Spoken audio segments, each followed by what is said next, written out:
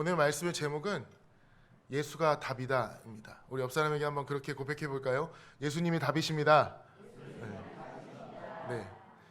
이 고백이 마음속으로 진정으로 나왔다면 사실 오늘 설교할 필요 없습니다. 다 끝난 겁니다. 어떻게 말씀을 시작할까 찾아보다가 굉장히 오래전 신문 기사 하나를 발견하게 되었습니다. 뭐 오래전까지는 아니어도 작년 이맘때쯤 나온 기사인데요. 한 구인 구직 커뮤니티에 여성 전용 외근 아르바이트라는 모집의 글이 올라왔다고 합니다. 여성 전용 외근 아르바이트. 모집 조건은 이렇습니다. 서울에서 근무 가능한 20대 여성이라는 것 외에는 별다른 조건이 붙지 않았습니다. 그런데요, 여기에 수당이 건당 15만 원이다라고 써 있었습니다. 건당 15만 원. 굉장히 솔깃하죠. 굉장히 좋은 일자리 같습니다. 수당도 많고요. 그 인터넷 구인 구직 사이트가 너무 활성화되어 있어서 죄송합니다. 옛날에 뭐 교차로나 벼룩시장 이런 거 더 이상 보지 않죠. 예, 요즘에는 뭐 천국, 알바도 천국이라고 알바 천국 뭐 이런 거, 알바몬 이런 데서 다 구인 구직을 합니다. 이런 데서 막 찾아보다가 이런 게 나와 있어요. 근데 이상한 점이 하나 있습니다. 회사 전화번호, 휴대폰 번호 없습니다. 그냥 카카오톡이라는 메신저로만 주고받는 일이라고 합니다. 그리고 한 달에 15만, 한 번에 15만 원, 한 달도 아니고 하루도 아니고 한 건에 15만 원. 정상적인 사람이라면 사실 의심을 해봐야 되는 상황이지만 이 돈이라는 것이 굉장히 무섭잖아요. 20대 여성 중에 돈이 조금 필요하신 분들은 호기심에라도 아마 연락을 해봤던 것 같습니다. 업무는 굉장히 간단합니다.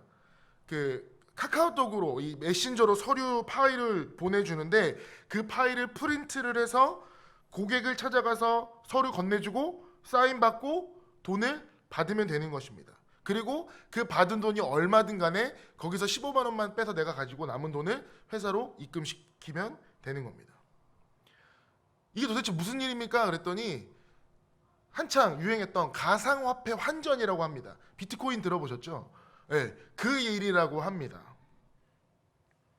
서류만 건네주고 돈을 와주는데 건당 15만 원. 28살의 여자 취업준비생 A씨가 4월 중순부터 5번의 가상거래 화폐의 거래자와 만나 서류와 돈을 주고받는 이 아르바이트를 했다고 하고 있습니다. 그래서 이 A씨는 받은 돈에서 수당을 제외하고 남은 돈을 회사로 입금시켜주거나 직접 직원을 만나서 전달해 주었다. 여기까지 혹시 여러분들 조금 이상한 점 느끼셨습니까? 아직 못 느끼셨죠? 그런데 이 A씨가 경찰에 붙잡혔습니다. 경찰에 붙잡힌 뒤에야 이것이 가상화폐 거래가 아니라 보이스피싱이라는 것을 알 수가 있었죠. 그리고 만났던 사람들은 그 보이스피싱의 피해자였습니다. 그리고 회사는 그 보이스피싱 조직이었다라는 것이 경찰 조사로 밝혀졌습니다. 이 A씨는 그 경찰서 구치소에서 자기처럼 이 보이스피싱에 자기도 속아서 단순 수금 환전 아르바이트인 줄 알고 일하다가 구속된 자기와 비슷한 처지의 여성들을 10명이나 더 만날 수 있었다고 합니다. 보이스피싱 참 무섭죠. 정신 차리고 산다고 해도 저도 한번 깜빡 속아 넘어갈 뻔했었습니다. 여전히 성행하고 있고요. 그런데 얼마나 머리를 잘 쓰는지 겉으로 보기에는 전혀 법에 저촉되지 않는 것처럼 교묘하게 자기 일들을 직접 하지 않고 아무것도 모르는 사람들을, 평범한 시민들을 이용해서 그렇게 범죄를 저지르고 있었던 것입니다. 이 A씨가 범죄인 줄 알았나요? 몰랐죠. 범죄인 줄은 전혀 몰랐습니다. 그런데 범죄입니까? 아닙니까? 네, 맞습니다. 범죄입니다. 이 기사를 쭉 읽어보다가 좀 의문 나는 것이 있었습니다. 몰랐다고 해서 처벌을 피할 수는 없다라는 경찰의 말이었습니다. 몰랐어요. 저는 그런 일 하는지 정말 몰랐습니다라고 아무리 고백을 해봤자 경찰 입장에서는 그게 한두 번이 아니라 여러 번의 그 일에 가담을 했다면 정말 몰라서였는지 아니면 알고도 했는지 확인할 방법이 없다라는 것입니다. 요즘 세상이 이렇게 쉽게 돈 버는 일은 한 번만 더 의심을 해보셔야 됩니다. 일을 시키면서도 얼굴 한번 보지 않고 메신저로 일을 주는 것, 그리고 모르는 사람이 일을 시키는 것도 이상한데 분명히 그리고 그 파일을 프린트하면서 그 내용을 봤을 텐데 그런 것들을 그냥 몰랐다라고만 취급하면서 일을 계속 해왔던 사람들에게도 아무런 죄가 없다라고 말을 할 수는 없겠죠. 이 보이스피싱 범죄에 가담했다고 하는데 재판을 당하는 입장에서 이 아르바이트생이 정말 모르고 그랬는지 아니면 알면서도 돈의 유혹에 넘어가서 계속 해왔는지 참으로 판단하기가 애매한 상황입니다. 왜냐하면 사람은 사람의 속을 들여다볼 수 없기 때문이죠. 여러분의 판단은 어떠십니까? 만약에 A라는 이 사람이 정말 모르고 일을 했을까요? 아니면 알면서도 그냥 모르는 척 이렇게 넘어갔었을까요? 정말 몰랐다면 이건 너무너무 억울한 일인 겁니다. 이처럼 세상은 더 이상 이것이 죄이다, 이것이 죄가 아니다라고 판단하기 굉장히 애매한 교묘한 상황으로 우리들을 이끌어 가고 있습니다. 죄를 규정하는 일조차 더 이상 쉽지가 않아졌습니다. 신구약 성경에 통틀어서 믿음이란 단어가 232번 나옵니다. 믿음이라는 것은 어떤 사물에 대한 신념과 어떤 사람에 대한 신뢰라는 것을 가리키는 말로 사전적인 정의를 하고 있습니다. 믿는 사람들은 이 믿음이라는 단어를 하나님께 대한 절대적인 신뢰라고 표현을 하고 있죠. 믿음은 새로운 지식을 발견하는 것이 아니라 그분에 대한 완전한 응답, 그것을 신뢰하며 오늘 하루를 살아내는 것이라고 설명합니다. 신뢰하는 것, 확신하는 것, 믿고 맡기는 것, 그분을 내게 굴복시키는 것이 아니라 내가 그분 앞에 완전히 엎드려지는 것, 그것이 바로 믿음입니다. 우리는 이 믿음으로 구원을 받을 뿐만 아니라 믿음으로 복을 받기도 하고 응답을 받기도 하고 하나님을 기쁘게 할 수도 있습니다. 그런데 참 안타깝게도 많은 그리스도인들이 이 믿음의 길에 서서 정작 정말 믿음이 무엇인지, 믿음 생활이라는 것이 무엇인지 모르고 신앙생활을 할 때가 너무나 많습니다. 어떤 사람은 이 믿음이라는 것이 성경에 대한 지식이 많은 것, 내가 성경을 굉장히 다른 사람보다 많이 알고 있다라는 것을 믿음이라고 표현하기도 하고, 또 어떤 사람은 오랫동안 기도할 수 있는 그 능력, 오랫동안 한 자리에서 기도할 수 있는 그 능력을 나는 믿음이 크다라고 표현을 하기도 합니다. 기도를 잘해도 믿음이 없는 경우 있습니다. 성경 지식에 아무리 해박해도 믿음이 없는 경우 있습니다. 어떤 사람은 교회 사역에 대해서 열심히 헌신하고 헌금도 많이 하고 예배에 한 번도 빠지지 아니하고, 그렇다면 난 믿음이 좋다라고 생각을 하기도 합니다. 그렇지만 그것이 절대적으로 믿음의 척도가 될 수 있는 것 아닙니다. 그렇게 열성적으로 교회 생활하던 사람이 표현이 좀 어떨지 모르겠지만 정말 별거 아닌 일에 넘어져서 낙심하고 상심하고 교회 떠나는 일 허다하게 많은 것을 보면 우리는 알 수가 있죠. 저는 차를 운전하고 다니기 때문에 대중교통을 이용할 일이 참 많이 없어졌습니다. 근데 이제 지하철에서는 조금 힘들지만 택시를 혼자 타면 전 무조건 앞자리에 앉아서 기사님하고 무조건 얘기를 하거든요. 뭐 수다스러운 기사님도 있고 그렇지 않은 기사님도 있지만 제가 앞자리에 앉아서 기사님하고 대화하는 이유는 정말 단 한 가지입니다. 택시를 타면서부터 내가 이 기사님을 전도해야겠다라는 마음이, 정말 하나님 딱 그 마음을 주셔서 정말 짧은 거리를 갈지라도 어떻게 해서든 하나님의 이야기를 좀 꺼내보려고 제가 먼저 말을 거는 편입니다. 그렇게 대화를 하게 되면 굉장히 많은 확률로 기사님들이 뭐라고 말씀하시냐면 나 옛날에 교회 진짜 열심히 다녔어 라고 이야기를 하십니다. 그 말의 전제에는 지금은 다니지 않아 라는 말이 숨겨져 있는 것이죠. 무슨 회장에, 부장에, 뭐 건축위원장에, 뭐 재정부장에 교회에서 감투를 안 다르신 분이 없더라고요.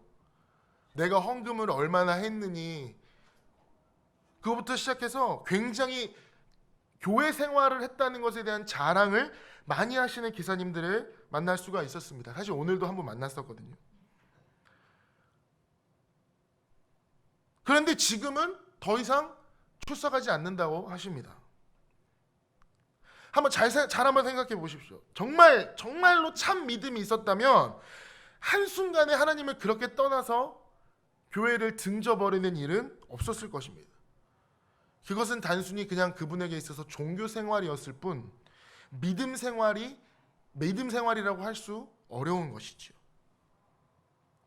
카톨릭에서는 하나님의 은혜로 예수를 믿어 구원을 받는다고 하는 확실한 복음의 진리보다 전통과 교리를 따르고 있습니다. 개신교와 천주교의 단 한 가지의 그 단어로 좀 표현을 하자면 오직과 그러나라는 단어로 좀 표현을 할 수가 있습니다. 우리가 이렇게 신앙생활하는 이 개신교에서는 오직 하나님의 은혜로 구원을 받습니다라고 선포하고 있죠. 근데 천주교에서는 그것만으로 부족해서 그러나라는 단어를 붙여서 내가 무엇인가를 하나님 앞에 해야 되는, 나의 공덕을 쌓아야 되는 그것을 요구하고 첨가시키고 있습니다. 여전히 우리 주변에는 나의 행위를 통하여서 구원을 받을 수 있을 것이다라고 생각하는 사람들이 있다라는 것이죠. 왜? 생각보다 구원받는 일이 너무 쉬우니까. 오직 믿음으로 그것만이면 정말 되는 거야? 라고 의심이 생기기 시작하죠. 그래서 설마 정말 그렇다면 그냥 나의 작은 어떤 선행이라도 한번 보태봐야지, 보잘것없는 이 노력이라도 좀 내가 해야 되는 거 아닌가? 여러분 죄송합니다. 근데 그거 교만입니다. 하나님의 이름 이상의 것을 포함시키는 건 그건 분명히 교만입니다. 아무리 작은 것이라고 할지라도 그것은 교만입니다.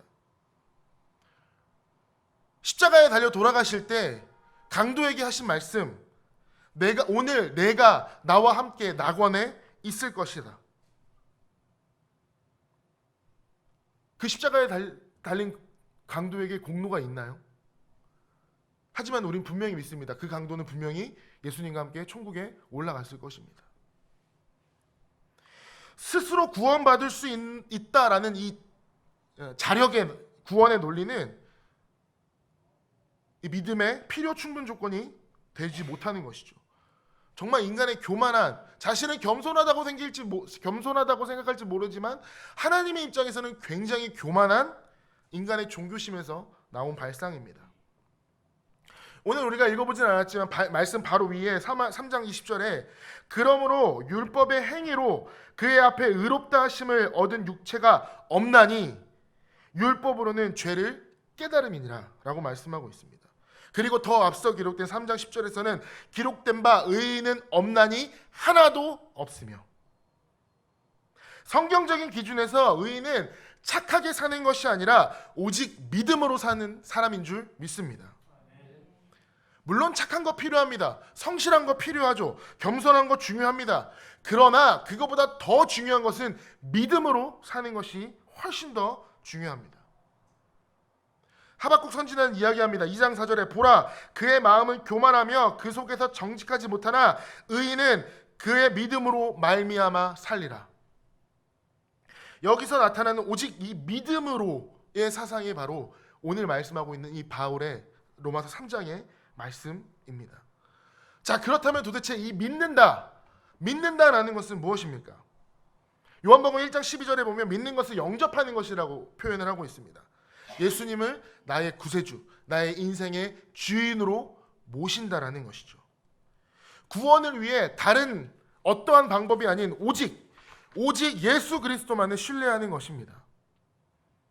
지금까지 내 마음에 그리스도를 조수석에 모시고 내가 핸들을 잡고 내 중심적으로 인생을 살아왔다면 이제 내가 과감하게 나의 인생의 운전대를 예수님 앞에 넘겨드리고 내가 조수석으로 옮겨 앉아서 예수님이 가시는 대로 나는 따라가기만 하면 되는 삶.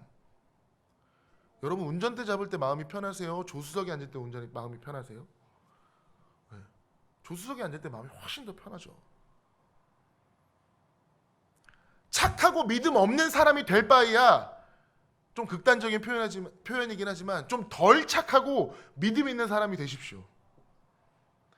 믿음이 있어야지만 우리가 온전히 하나님을 기쁘게 하실 수 있습니다. 믿음이 있어야지만 우리가 하나님 앞에 나아갈 수 있습니다. 믿음이 있어야지만 우리가 구원을 받을 수 있기 때문입니다. 그 믿음으로 하나님께 우리는 칭찬도 들을 수 있습니다.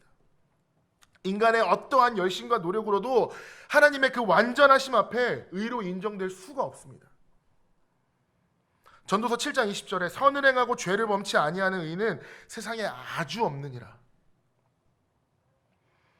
하나님 앞에서 말씀을 온전히 다 지켜낼 수 있는 하나님의 피조물 하나도 없습니다. 스스로 의로워져서 구원을 받으려고 애쓰는 사람, 로마서 10장 3절에 하나님의 의를 모르고 자기 의를 세우려고 힘써 하나님의 의를 복종치 아니하였도다라고 지적하고 있죠. 이 믿음은 우리의 구원을 위해서 오직 예수 그리스도만을 믿는 것입니다. 자신의 공로나 선행이나 자격이나 지식이나 자신의 그 어떤 것을 믿는 것 전혀 구원에 이룰 수 없습니다. 내가 구원받을 수 있는 길은 처음부터 없었습니다. 세상 어디를 둘러봐도 구원받을 만한 의를 행한 사람 없습니다. 왜? 하나님께서 그것을 허락하지 않으셨기 때문입니다. 하나님께서 다른 이유로 구원받을 수 있는 사람을 이 땅에 만들지 않으셨기 때문입니다. 구원의 절대 조건은 바로 오직 예수 그리스도뿐입니다. 할렐루야.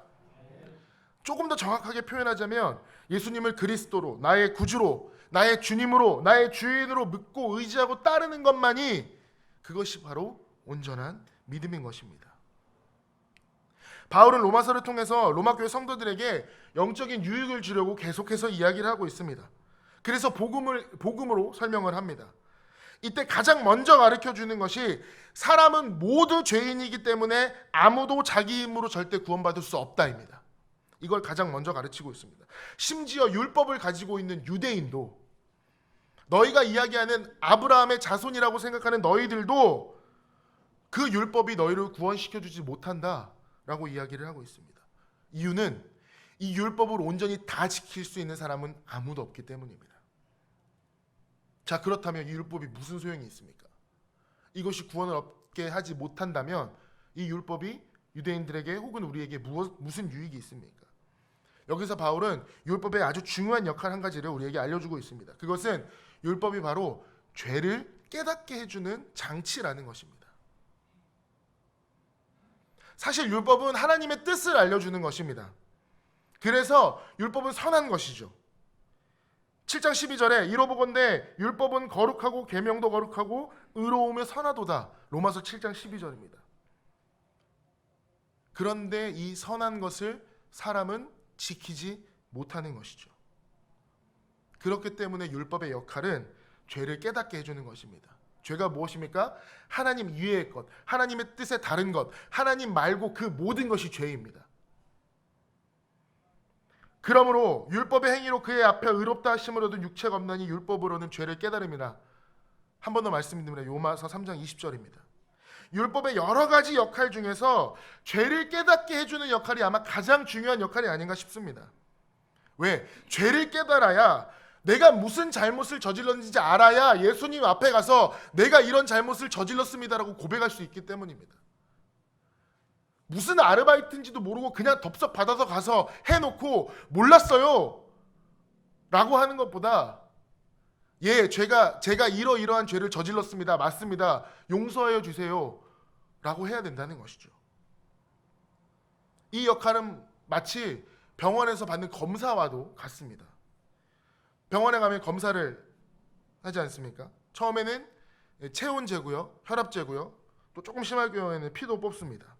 그 진료를 위해서 그 병명을 정확하게 알 수 있으면 더 여러 가지 검사를 진행하게 됩니다. 생각보다 비싼 검사를 해야 될 때도 있습니다. 우리가 왜 이런 검사를 하죠? 정확하게 나의 병명이 무엇인지 알고 그에 맞는 처방을 받기 위해서 검사를 하는 것입니다. 병을 알아야 내과로 가든 소아과로 가든 이비인후과를 가든 갈 것 아닙니까? 병명을 알아야 가장 전문의한테 가서 상담을 받을 수 있지 않겠습니까? 마찬가지로 율법을 통해서 우리가 죄를 깨달아야 이 죄를 해결해 주실 수 있는 오직 유일한 한 분, 예수님 앞에 우리가 나아갈 수 있는 것입니다. 그렇다고 해서 율법이 죄의 문제를 해결해 주는 것은 아닙니다. MRI나 CT 검사처럼 아주 비싼 검사를 우리가 돈 내고 하지만 그 검사가 우리의 병을 직접 치료해 주지는 않는 것처럼 율법은 우리가 죄인이라는 것만 가르쳐 주고 죄를 용서하게 할 수 있는 길에 끌어드는 역할을 할 뿐 그 율법이 우리의 죄를 용서해 주지는 않습니다. 그래서 율법은 율법 이외에 다른 구원의 방법이 있다라는 것을 암시해 줍니다. 예를 들어서 체중이 많이 나가는 어떤 제가 그 체중 감량을 하기로 다이어트 하기로 마음 먹었다고 한번 가정을 해보십시오. 어렵겠지만 한번 가정해 보십시오. 제가 다이어트를 하겠습니다. 이제부터. 그래서 구체적인 목표들을 세운 거죠.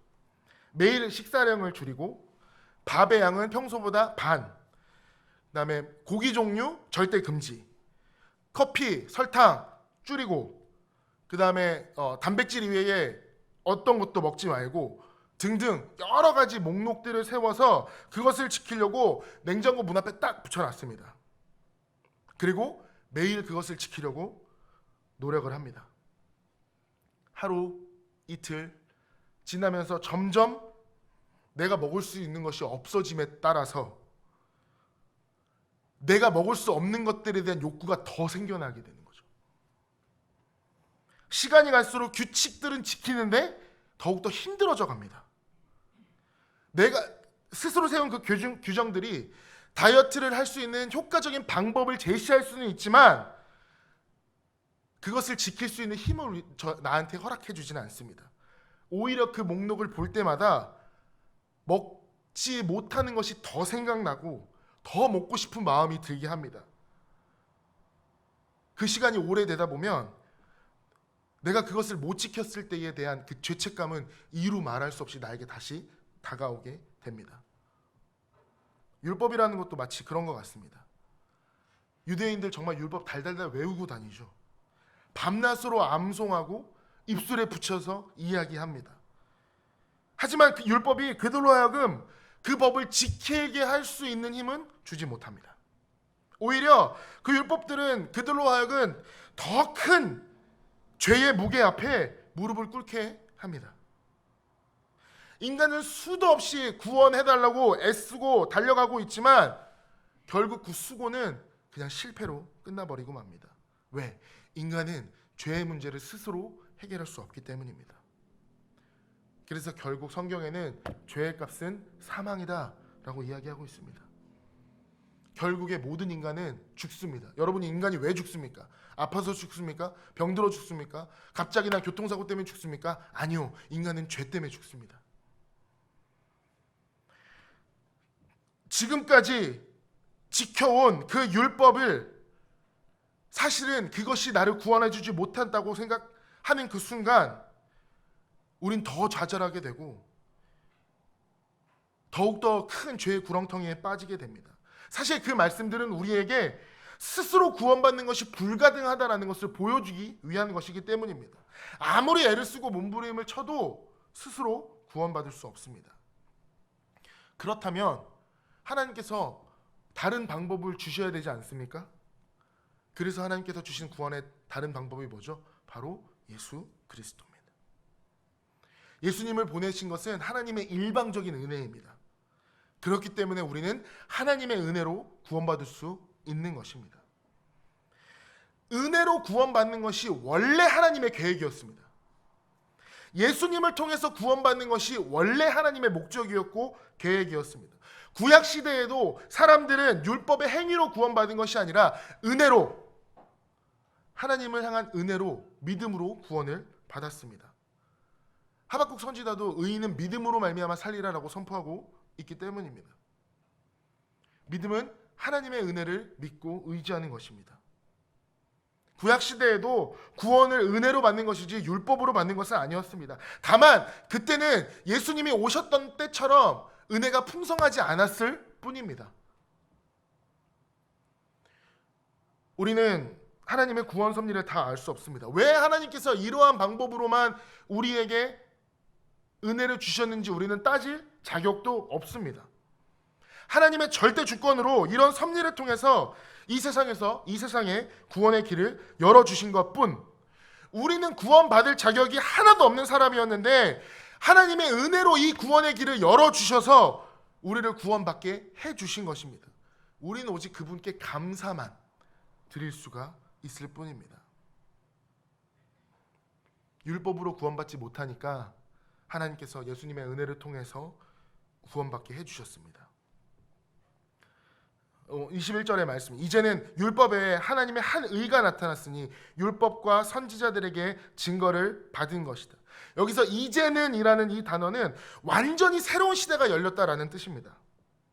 예수님께서 오신 것은 역사적인 새로운 전환이라는 것입니다. 그렇기 때문에 사람들도 완전히 새로운 방법으로 살아가야 합니다. 새로운 구원의 시대가 열렸기 때문입니다. 그렇다면 예수님을 믿는 사람과 믿지 않는 사람은 어떻게 달라야 할까요? 완전히 달라야죠. 누가 봐도 달라야죠. 예수님의 은혜로 완전히 달라져야 되는 것입니다. 다만 행위가 단번에 달라지지는 않았다 할지라도 우리 마음의 자세는 완전히 달라져야 합니다. 예수님을 믿기 전에는 나의 노력이나 업적이나 의를 의지하여 살았다면 이제는 온전히 예수님의 은혜만을 의지하며 살아가야 합니다. 그 은혜를 의지하게 되면 우리 안에 몇 가지 변화가 일어납니다. 아무리 부족해도 더 이상 이제 주눅들지 않습니다. 은혜로 자격을 얻었기 때문에 당당한 자존감으로 이 세상을 넉넉히 이기며 살아갈 수 있습니다. 어떤 어려움에도 낙심할 수 없습니다. 하나님께 담대히 나아가 하나님 앞에 기도하며 하나님의 축복 속에 살 수 있는 사람이 되는 것입니다. 그리고 내가 가진 것이 아무리 많아도 더 이상 교만해지지 않습니다. 왜? 그것은 나의 것이 아니라 하나님이 주신 것이며 예수님의 것이기 때문입니다. 그래서 항상 겸손하게 삽니다. 먼저 하나님 앞에서 겸손하고 항상 하나님께 순종하고 내가 구원받기 위해서 순종하는 것이 아니라 하나님의 은혜에 감사하는 마음으로 그것에 의지하여 순종하는 것입니다. 혹여 내가 순종하지 못했다 할지라도 그 죄 앞에서 두려워하지 않습니다. 왜? 하나님께서 나를 용서해 주신다는 것을 온전히 믿기 때문입니다. 그렇다고 해서 내가 함부로 죄를 짓지도 않습니다. 하나님의 은혜로만 살 수 있기 때문에 하나님 앞에서 최선을 다하는 인생이 됩니다. 더 이상 율법의 시대가 아닌 예수님의 시대를 우리는 살아가고 있습니다. 그렇기 때문에 우리가 어느 것에 의지해야 될런지는 분명히 더 드러나게 되어 있습니다. 예수님의 은혜로만 사는 삶, 예수님의 그 놀라우신 십자가의 은혜로만 사는 삶이 바로 하나님이 우리에게 주신 유일한 구원의 방법입니다. 우리 모두가 예수님의 은혜로 구원을 받았으니까 이제 믿음으로 바른 삶을 살 수 있는 복된 성도가 되시기를 바랍니다. 마지막 한 가지 너무나도 잘 아는 예화를 들고 말씀을 마치려고 합니다. 인도의 한 젊고 유능한 관리 출신인 부스터커라는 사람이 있습니다. 그 사람이 그리스도를 만난 후 영적으로 빈곤한 인도의 영혼을 구원하기 위해서 영국에 가서 훈련 과정을 갖추고 선교사가 되어서 2,500명을 주님께로 인도한 사람입니다. 그가 이제 인도인들을 구원하기 위해서 정말 거지처럼 살아가던 어느 날 이 힌두교 승려가 찾아와서 그에게 좀 시비조로 논쟁을 걸었습니다. 왜 그렇게 사냐? 그렇게 산다고 뭐가 있냐? 했더니 이 터커라는 사람은 그 승려에게 정중히 이렇게 얘기를 했다고 합니다. 나는 예수님의 종입니다. 나는 논쟁 따위를 좋아하진 않습니다. 그런데 제가 승려에게 한번 물어보겠습니다. 당신은 하루에 몇 번 정도의 죄를 짓고 사십니까? 이 승려가 대답하기를 주저하자 터커가 또 물었습니다. 5번? 3번, 10번, 50번? 그러자 승려는 아니요, 그렇게 많이 하루에 죄를 짓지는 않을 거라 대답을 합니다. 자, 그렇다면 당신이 하루에 10번이나 죄를 진다고 생각을 해봅시다. 30년을 어림잡는다면 하루에 10번 30년이면 여러분, 당신은 일생에 10만 번 이상의 죄를 범하게 됩니다. 그 10만 번 이상의 죄는 당신 도대체 어디 가서 해결받을 것입니까? 라고 되물은 후에 그 승려에게 예수님의 길을 담대히 전했다고 합니다. 예수님만이 답입니다. 오직 예수를 믿는 것이, 오직 그리스도를 믿는 믿음 아래 길이 있고 답이 있습니다. 오직 예수 그리스도만이 우리의 구세주이시기 때문입니다. 인류가 구원받는 방법은 이것밖에 없습니다. 행함도 중요하지만 그보다 더 중요한 것은 예수 그리스도로 말미암아 믿음을 얻는 것입니다. 행위나 노력이 아니라 하나님께서 그 길만 열어두셨기 때문에 우리는 그 길만 따라가면 되는 것입니다. 내가 생각하기에 믿기만 하면 구원받는다고 해서 그 길이 너무 쉽다고 생각을 해서 나의 어떤 것을 더하는 순간 그것은 교만이 되며 죄가 됩니다. 오늘 이 저녁에 우리의 삶이, 아니 우리의 남은 모든 삶이 오직 예수만이 답이라는 것을 분명히 깨닫고 그 길에 그 어떤 것도 더하거나 빼지 아니하는 온전한 예수가 정답인 인생을 살아가시기를 주님의 이름으로 기도합니다. 그리고 그 믿음으로 말미암아 예수를 모르는 사람들에게 예수가 답임을 전하는 인생들 되시기를 다시 한번 주님의 이름으로 기도하겠습니다.